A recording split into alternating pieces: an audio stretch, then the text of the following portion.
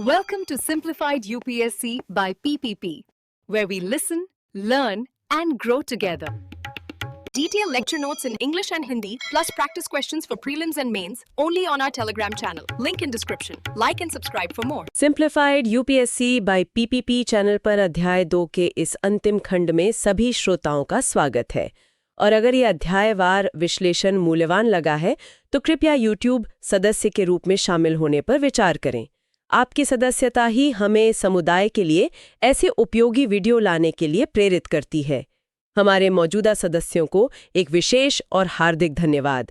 कक्षा 11 की भूगोल की इस पूरक पाठ्यपुस्तक के विस्तृत कवरेज को पूरा करने में आपका समर्थन बहुत महत्वपूर्ण रहा है। आज हम भूस्खलन पे एक गहन चर्चा करेंगे। ये क्या है, इसके विभिन्न प्रकार क्या हैं, भारत में इसके क्या कारण हैं और सबसे महत्वपूर्ण, इसे नियंत्रित करने के क्या उपाय हो सकते हैं। तो चलिए इसे खोल कर देखते हैं। जब हम कहते हैं कि भूस्खलन हुआ तो इसका असल में तकनीकी मतलब क्या होता है? देखिए, भूस्खलन को ढलान बनाने वाली सामग्री जैसे चट्टाने, मिट्टी या फिर कृत्रिम भराव आर्टिफिशियल फिल्स के नीचे और बाहर की ओर होने वाली हलचल के रूप में परिभाषित किया गया है। Downward and outward movement. बिल्कुल। यहाँ ये जानना वाकई दिलचस्प है कि इसके कई प्रकार हैं। ये सिर्फ एक तरह की घटना नहीं है ना? हाँ, बिल्कुल नहीं। वॉन्स के 1978 के वर्गीकरण के आधार पर हम इन्हें कुछ मुख्य श्रेणियों में बांट सकते हैं। अच्छा। सबसे पहला है गिरना या फॉल्स। इसमें चट्टाने या मलबा वो खड़ी ढलानों से अचानक अलग हो जाता है और बस नीचे गिर जाता है। हाँ, ये हवा में गिरता है, उछलता है या फिर लुढ़कता हुआ नीचे आता है, बहुत तेज। ठीक है। और इसके बाद आते हैं प्रवाह फ्लोज। ये तब होता है जब सामग्री एक तरल की तरह बहती है। तरल की तरह इसमें पानी शामिल होता है? जी, पानी एक बहुत बड़ा कारक है। इसके भी कई उप प्रकार हैं, जैसे मलबा प्रवाह या डीब्रिस फ्लो। इसमें ढीली मिट्टी, चट्टाने और जैविक पदार्थों का मिश्रण होता है। और अगर ये बहुत तेज हो तो? अगर ये बहुत तेजी से हो तो उसे मलबा हिमस्खलन या डीब्रिस एवलांचे कहते हैं। ये बहुत विनाशकारी होता है।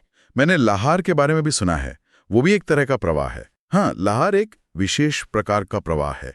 ये ज्वालामुखीय जमाव या कीचड़ का प्रवाह है जो अक्सर ज्वालामुखी के ढलानों पर भारी बारिश की वजह से होता है। अच्छा, तो ये ज्वालामुखी से जुड़ा है? जी। और एक है कीचड़ प्रवाह या मड फ्लो। इसमें कम से कम 50% रेत, गाद और मिट्टी के कण होते हैं। ये वर्गीकरण तो काफी विस्तृत है। एक और प्रकार है जिसके बारे में मैंने पढ़ा था, विसर्पण या क्रीप। वो क्या है? विसर्पण, हाँ, ये ढलान पर सामग्री की बहुत ही धीमी एकदम स्थिर गति है। इतनी धीमी कि पता भी नहीं चलता। बिल्कुल। आप इसे होते हुए नहीं देख सकते, पर इसके निशान दिखते हैं, जैसे मुड़े हुए पेड़ के तने या फिर झुके हुए बिजली के खंभे। कर्व्ड ट्री ट्रंक्स, सही कहा। जी। फिर आता है फिसलना या स्लाइड्स। इसमें सामग्री एक सतह पर एक साथ फिसलती है।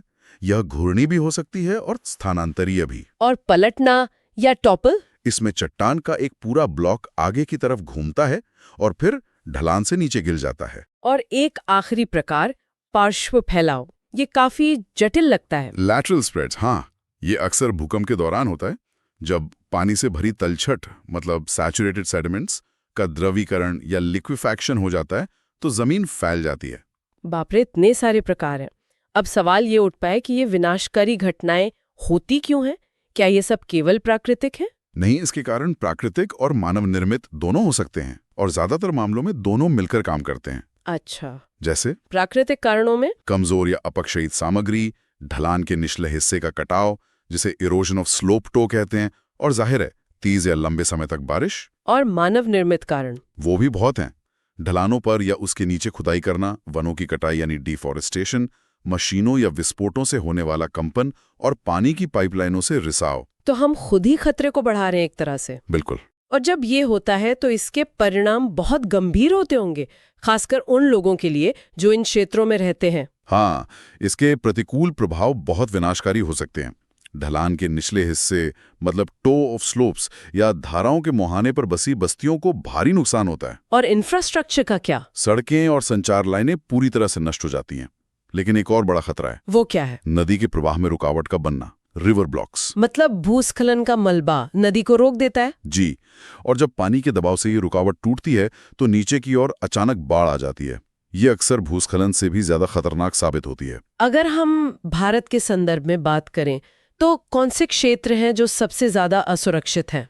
भारत में भूस्खलन का वितरण पैटर्न बहुत स्पष्ट है। कहाँ पर सबसे ज्यादा खतरा है? क्षेत्रों में खासकर पश्चिमी घाट में वनों की कटाई वाली ढलानों पर होने वाली मूसलाधार वर्षा मुख्य कारक है। स्रोत में 1998 की मालपा त्रासदी का भी जिक्र है, जो एक बहुत ही भयानक उदाहरण है। हाँ, 1998 में मालपा उत्तराखंड में हुए बड़े भूस्खलन ने पूरे गांव को बहा दिया था। उसमें लगभग 380 लोग मारे गए थे। ये दिखाता है कि ये खतरा कितना गंभीर है। ये सब जानने के बाद सवाल उठता है कि हम कर क्या सकते हैं? क्या हम इस जोखिम को कम करने के लिए कुछ कर सकते हैं? निश्चित रूप से रोकथाम कम करने और शमन के लिए कई उपाय हैं। इन्हें हम संरचनात्मक और गैर संरचनात्मक उपायों में विभाजित कर सकते हैं। तो सबसे पहला कदम क्या होना चाहिए? सबसे पहला और जरूरी कदम है खतरा मानचित्रीकरण या हैजर्ड मैपिंग। इसका मतलब? इसका मतलब है भूस्खलन प्रवण क्षेत्रों की पहचान करना, ताकि इन जगहों पर बस्तियों के निर्माण से बचा जा सके। और जहां बस्तियां पहले से हैं या सड़कें बनानी है, वहां के लिए? वहां के लिए इंजीनियरिंग समाधान है, जैसे प्रतिधारक दीवारें या रिटेनिंग वॉल्स बनाना। ये भूमि को खिसकने से रोकने के लिए बनाई जाती हैं। पहाड़ी सड़कों के किनारे ये बहुत आम है। हाँ, मैंने देखी हैं। और पानी की समस्या के लिए? उसके लिए सतही जल निकासी नियंत्रण या सरफेस ड्रेनेज कंट्रोल के उपाय अपनाए जाते हैं। इससे ढलानों में बारिश के पानी की घुसपैठ को नियंत्रित किया जाता है, क्योंकि पानी ही ढलान को सबसे ज्यादा अस्थिर करता है। ये तो हुए इंजीनियरिंग समाधान। क्या कोई जैविक उपाय भी हैं? हाँ, और वो सबसे प्रभावी हैं। वनस्पति आवरण यानी वेजिटेशन कवर को बढ़ाना। ये मिट्टी को बांधने का सबसे सस्ता और सबसे कारगर तरीका है। पेड़ों और वनस्पतियों की जड़ें मिट्टी को पकड़कर रखती हैं? बिल्कुल। और अंत में आते हैं नीतिगत उपाय, जैसे जोखिम क्षेत्रों या रिस्क जोन्स में बस्तियों से पूरी तरह बचना और ढलान संशोधन के लिए कड़े नियम बनाना। चलिए, अब पाठ्य पुस्तक के अभ्यासों पर एक नजर डालते हैं। पहला प्रश्न भूस्खलन और उसके कारणों के बारे में है। जैसा कि हमने अभी चर्चा की, भूस्खलन ढलान सामग्री के नीचे की ओर गति है, जो प्राकृतिक जैसे भारी बारिश, भूकंप, और मानव निर्मित जैसे खुदाई और वनों की कटाई, दोनों कारणों से होती है। सही। दूसरा प्रश्न इसके प्रकारों के बारे में है। हमने विभिन्न प्रकारों को कवर किया है, जैसे गिरना, फॉल्स, प्रवाह, फ्लोज, विसर्पण, क्रीप और फिसलना, स्लाइड्स। और तीसरा प्रश्न शमन उपायों के बारे में है। इसके लिए खतरा मानचित्रीकरण, प्रतिधारक दीवारों जैसे इंजीनियरिंग समाधान और सबसे महत्वपूर्ण वनस्पति आवरण को बढ़ाना, ये प्रमुख उपाय हैं। तो संक्षेप में भूस्खलन एक जटिल प्राकृतिक खतरा है जिसे मानवीय गतिविधियां और भी बढ़ा देती हैं। इसके प्रकारों को समझना और भारत में इसके पैटर्न को जानना महत्वपूर्ण है। लेकिन सबसे बड़ी बात यह है कि सही इंजीनियरिंग, जैविक और नीतिगत उपायों से हम इसके प्रभाव को काफी हद तक कम कर सकते हैं। बिल्कुल। और इस पूरी चर्चा के बाद एक महत्वपूर्ण सवाल ये उठता है, जैसे जैसे पहाड़ी क्षेत्रों में विकास की मांग बढ़ रही है, क्या हम ऐसी विकास रणनीतियां अपना सकते हैं जो पारिस्थितिकी रूप से टिकाऊ हों और भूस्खलन के जोखिम को कम करें? या विकास हमेशा आपदा के जोखिम को बढ़ाने की कीमत पर ही आएगा? यही सवाल है। यह एक ऐसा प्रश्न है जिस पर नीति निर्माताओं और समाज को गहराई से विचार करने की जरूरत है। सिंप्लीफाइड यूपीएससी बाय पीपीपी के सभी सदस्यों को उनके समर्थन के लिए एक बार फिर धन्यवाद। इसी के साथ अध्याय 2 का हमारा विश्लेषण समाप्त होता है। Thanks for watching. Follow us on Telegram and Instagram. Don't forget to like, share, and subscribe.